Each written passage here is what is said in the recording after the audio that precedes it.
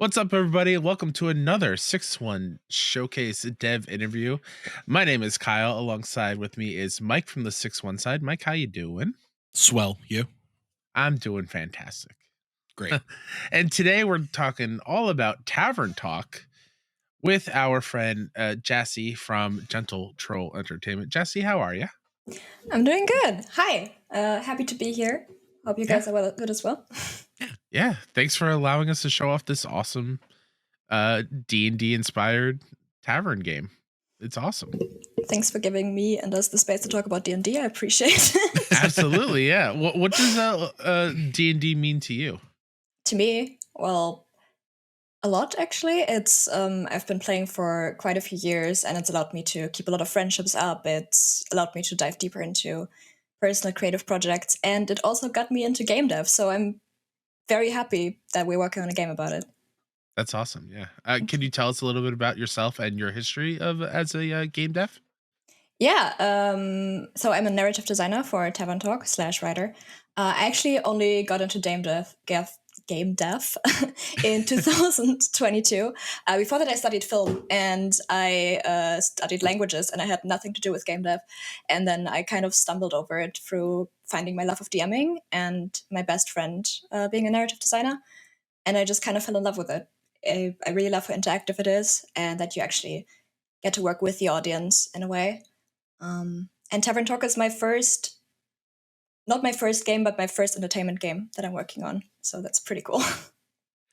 How's that feel? Like, I know, like, funny enough, a lot of these interviews that we've been doing, I'm surprised to see or to hear that a lot of people just starting in game dev, like for you, for example, it's only 2 years ago, which 2022 feels like an eternity ago for some of us. But yeah, I'm pretty fascinated to hear about like that transition going from the film world into game dev. And I'm also curious because I'm also coming before getting into PR and doing these showcases.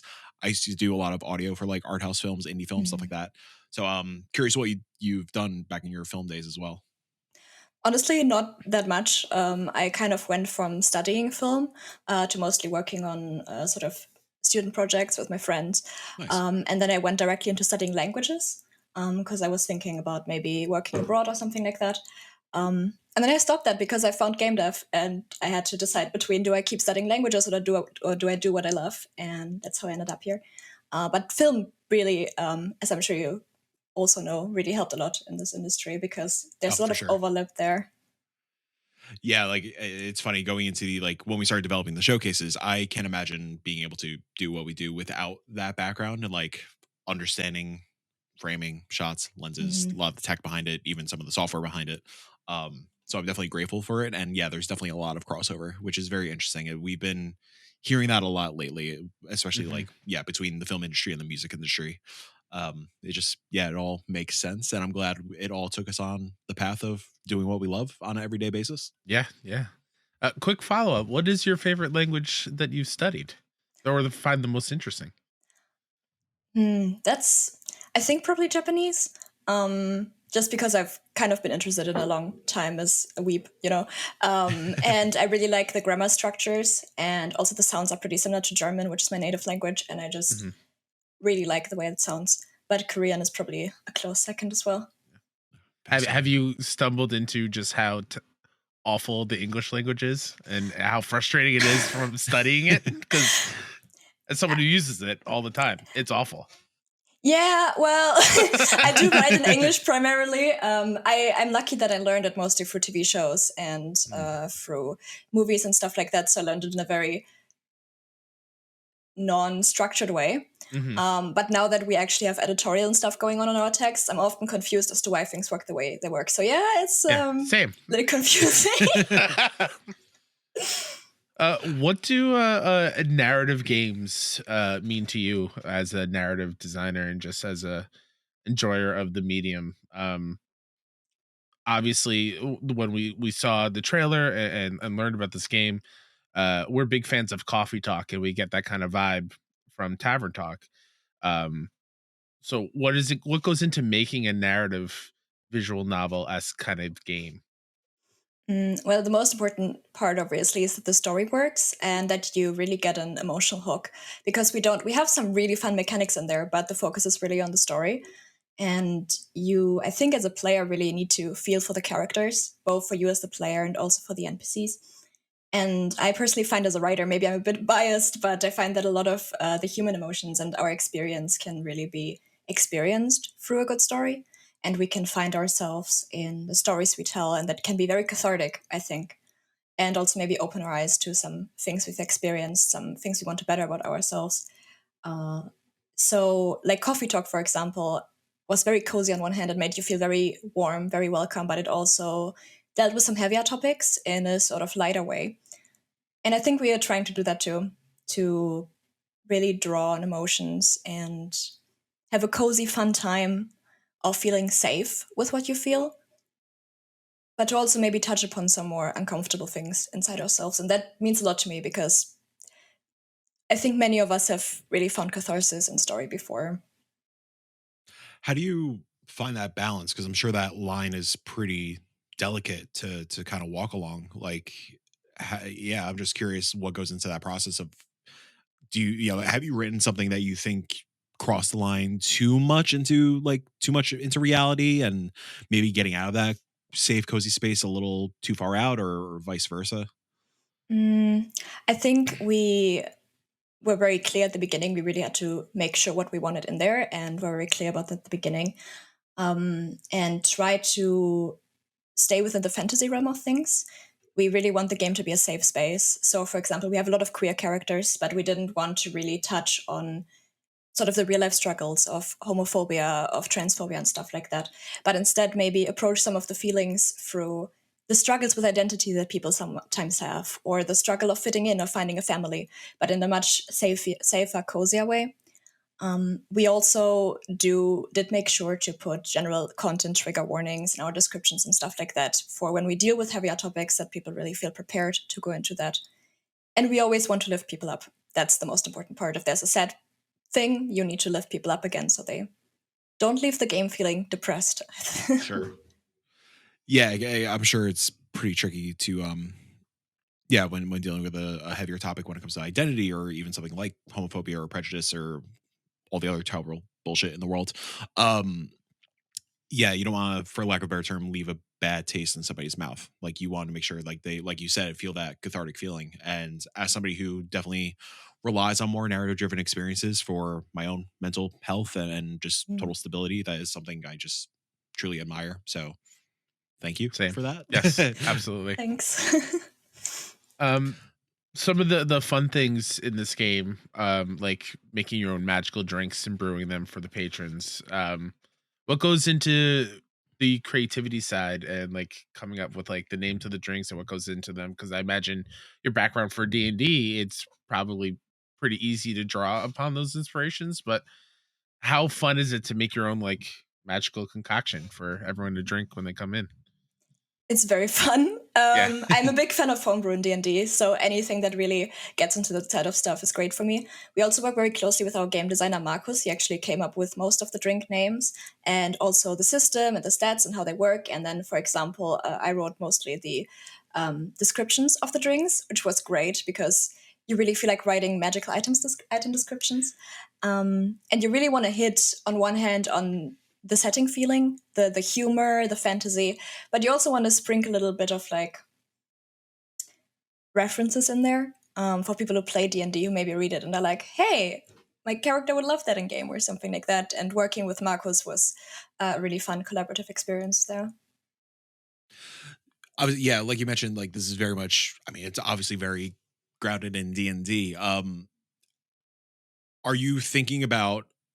And this is just playing devil's advocate. I'm very much into this game. Very much can't wait. But for somebody like me who's not really a D&D player, like I'm not. I have not hopped on the Baldur's Gate train. Just never really clicked for me, which is okay. Um, are you thinking about people that are not like on the D&D train when it comes to the writing? Like, I'm curious if are you trying to take like a more approachable approach for a lack of a better term in terms of like some of the explanations and some of the more like nuanced D&D terminology? For sure. You can play the game without any D&D knowledge. We didn't really lock ourselves down with describing things in ways only pen and paper players would understand. The D&D reference are more sort of if you don't know it, you'll just read it as like part of the world. And if you know it, Sure. you'll be like, hey, I know that one. Like with the stats, for example, they make sense even if you've never played D&D. But if you play D&D, you can be like, hey, they were inspired by the game. But you need no knowledge of any pen and paper. It's amazing to hear. So you can enjoy it, I hope. Yes. One of my favorite things about this game and the description of it on the Steam page is being able to be the quest giver to everyone that's coming in. I assume it's probably similar to coming over with the potions, but have you taken some quests from like your homebrew campaigns and put them in here? I wish. Okay. So you make the quests by collecting rumors from your patrons, and then we have like a puzzle game of sorts where you put them together. We haven't been inspired for the quest necessarily by homebrew games because we focused on what fits with our new characters. But we definitely did sprinkle a few like Easter eggs in there for our homebrew games that really will only appeal to like 6 people. Which I'm very happy about, even if I'm one of the 6 people it caters to. I mean, that's what game dev's all about, especially in the indie scene. Is like as long as you're making yourself happy, like that's all that really matters. Like if it could be an inside joke. Like with the showcases, we I don't know if you've seen any of the screenshots, but we rely very heavily on the pigeon stuff, just because we think it's funny. So yeah, I mean, it's the same thing with game dev on the indie side. Like as long as you're having fun with it, as long as you're doing it for yourself, it's going to pay off. Yeah, I think that's also the beautiful thing about Tavern Talk. We're all having so much fun with the game, and everyone in the team really loves it, and it's kind of a game that we would all enjoy. And I think that really translates as well in all aspects of it. Yeah, it's been kind of a theme with a lot of these conversations that, like, you know, there is a sector of the industry that are making games to make a buck, and of course we all have to live, we all have to eat, feed ourselves. But you could kind of tell when a game is just being created just for a profit. And yeah, I think something special about like something like Tavern Talk, where it really very much feels just right from the get-go, you could tell it is a passion project. It is something you guys genuinely care about. That just makes for a better experience. It does. And it also just means like so much when you put like all your love in there, and then our community like gives us all the love back for something we care so much about so deeply. It just feels amazing. Yeah. Speaking of the community, I first personally learned about Tavern Talk through the Kickstarter campaign. I'm curious to hear. I believe you are one of the few Kickstarter adjacent projects that we have on the showcase this year. I'm curious what the process of Kickstarter looked like for you guys, and like how, I don't know, just that whole experience was. Obviously, it was successful, which is great. That's step one. But yeah, just curious to hear like how that payoff has been so far. So the overall experience, I would imagine like that dog sitting in the room on fire and you're like, this is fine. Yeah. That's what the overall Kickstarter experience is like. But there's also pizza, so that adds to it, I guess. So maybe it's more like the community gift. It was a really incredible experience. We were much more successful than we thought we would be. And gained so much support, thank you, from our community. And that allowed us to add a lot of cool things to the game that we really wanted to add but didn't have the funds to. So we could, for example, add more characters in there and just sort of finish the game in a way that feels satisfying to us. Yeah, and we gained so many cool new community members along the way. Like, I mean, you said you discovered it, which I'm very happy about. Yeah, I think that's when we were going through the submissions, as soon as we saw your guys pop up, it's like, oh, like there was a bunch of the games this time around that like things I've just been following just naturally, and seeing the either the dev name or the game name pop up, it just like sparks this like, not to sound super hallmarky or cheesy, but like a little like flutter in the chest. It's like, oh yes, it's this guy's. Yeah, we definitely have to have him. So yeah, I'm very grateful for like the discovery part of Kickstarter at the very least, and I'm glad, despite the room being set on fire for probably the first 29 days. I'm grateful. It was a positive experience for you guys. It was great. It was, I mean, we had a lot of fun along the way. But we also never made a Kickstarter before. I think that probably also added to to it, but Oh, yeah, I can imagine. yeah. Yeah, there's a lot that goes into it. I've run a couple Kickstarters, both on the PR side of things and just like on my own solo projects, and it's stressful, daunting, A little. awful. Yeah. We got to show off a new dragon today in the showcase, Renew. Thank you for allowing us to share it off to the world. Why are dragons awesome? That's a very simple question, but I mean, dragons. Have you ever looked Yeah. in a dragon and thought that they were not cool? I don't think anyone has ever had that experience, you know? that is a fair question. Like, Mike, Yeah. is there a dragon you think is not cool? No, all No. dragons are cool. Yeah, I have a all little dragons are dragon on my bed right now. His name's Harley. He's a little black cat. I consider him a little dragon. He very much reminds me of Fair. Renu. Just I'm looking at the screenshot of Renu right now, just plopped on top of the bookshelf. That's Yeah. big cat energy. I appreciate that. Yeah. Our little dragon familiars have big cat energy going on, I think. He is very cute. Mhm. I love just very much axolotl vibes. I'm curious what the mechanic behind Renu and potentially these other companions are. Are they very much just like hang out in the background and support? Like, I'm curious what goes into a lot of these, like, not backdrop. I don't want to like discredit saying it's a background thing, but somebody who's just like there vibing. So in our universe in Asteria, we have these little dragon familiars, which are basically familiars given to people by our gods, which are dragons, because dragons are awesome. That's all the explanation that needs, I think. And we have Andu, who is obviously the first little dragon familiar we meet, and who is our little trash can when we mix drinks. And then Amazing. sometime in the game, Reno joins. I can't really say when yet or why, but I think his primary mechanic. English is a difficult language. It's awful.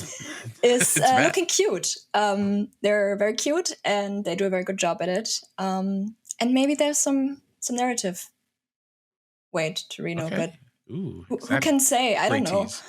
Who could say? This is a bit of a loaded question, but Mhm. as somebody in charge of the narrative, do you tend to have a favorite character or one that you hold very close to your heart? Yes. I feel like I'm supposed to say no, and I love all my Yeah. children equally, and I do love them. But I think my favorite's Fable on one hand, because it's the first character we had, and they're very relatable. And I don't know if you guys have seen her. We have a character called Baya, who is some sort of swamp bog creature, which we recently revealed this year. Yeah. And I just had so much fun writing her, so I think she's kind of become my favorite. Yeah, I can imagine like trying to find, even like kind of going back to our question about like the potions and the drinks, like finding the voice for all these like mythical characters, and just how fun is that? Again, kind of a basic loaded question or softball question, but like I can't imagine how like delightful that process is of just like imagining what the voice of each of these characters is. Yeah, it's either the most fun thing you've ever done, or it's daunting if you can't come up with Sure. anything. But the good thing about having a writer's room is that if you're not sure what the voice is going to be, you can just sort of bounce it off the other people in the team. And a lot of times you put some of yourself in there, or something that you really like about your friends. And that's just also really fun to kind of build characters that way. And Yeah, Baya sure. was just the funnest voice to come up with. Do you Yeah. guys have favorites yet? I do like what's her, the swamp creature, not creature, but the swamp character. Baya. Baya. I do like Baya a lot. Yeah, that was somewhat recent. You guys revealed that. Mhm. Yeah. I've always been like a fan of like in the DC world, like Swamp Thing and whatever. I just like grungy things. So Baya is definitely a favorite so far. Renu for sure is as they're staring at me. Very much enjoy Renu at the moment. They wouldn't accept anything else. No. I think just granted, very difficult to make these, are very expensive probably, but like I wouldn't mind a Renu plush one of these days, depending on the success of the Ooh. game. Just throwing that out there. We've been thinking about it ever since we read Undo. The Undo plush has basically been a nonstop request, and I think Reno Yeah. now joined them. So who knows? But we've been thinking about it. Nice. It's all Awesome. I can say. Jassy, a common theme and question we've been asking everybody as we like kind of wind down the conversation. And again, another loaded question.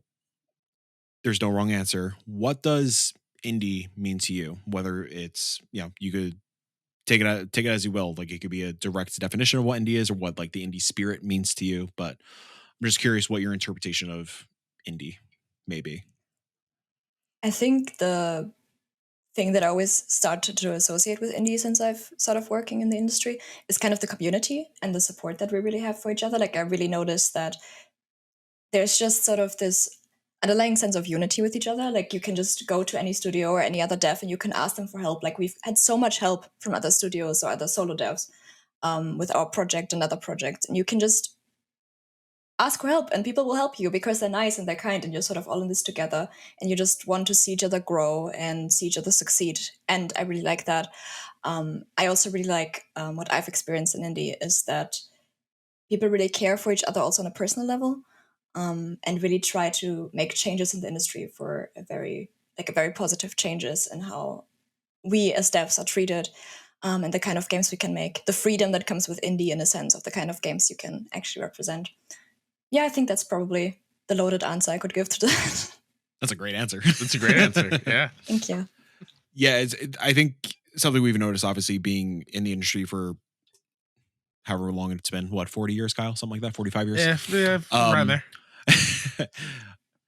It definitely, as a whole, it is just one big family. But I think just thinking about it or like putting the magnifying glass on the indie scene in particular, both on like our side of things and the game dev side of things, it does feel like we are such a tight-knit community, a tight-knit family that like no matter what the situation is, whether somebody's trying to launch a game, somebody's in a bad spot, somebody just needs help somewhere in some way, we all have each other's backs. Even if like it's very rare where we hop into a chat with somebody and like they feel like complete strangers. Like as soon as we hopped onto this call, it was quickly like, oh yeah, how are you? Blah, blah, blah. It felt like we were talking to an old friend again. I think that's very specific when it comes to the indie scene. So yeah, I agree. I just think it's nice that you kind of can feel safe in the space. Yeah, for sure. Yeah. Well, Jesse, thank you so much for joining us to talk about Tavern Talk. For everyone watching, if they want to keep up to date on the development progress and when they'll be able to play it, where can they find you? Twitter. We have a Twitter. We also have a Blue Sky, I think. Just Tavern Talk Game. We also have a Discord where we post character reveals early and very good memes. So you should definitely join us there. And of course, on our Steam page, would mean a lot to us if you could wish us our game if you like it. That really helps out a bunch. And yeah, that's probably it. Awesome. Yeah. Everyone else watching, stay tuned for more dev interviews. We got around 20. So whether this is the first one in the middle or the last one you watched, thank you for watching. Thank you for supporting us. Head up to sixoneindie.com/showcase for all the games showed off, as well as the actual showcase itself. Yes, Michael, you had a question from the back? All the links to follow Tavern Talk are also on sixoneindie.com/showcase, so you don't have to memorize anything. Click the really cool and cozy Tavern Talk key art. All the links are there. Thank you. I dare you to wish list. I dare you. Until then, we love you and play more indies.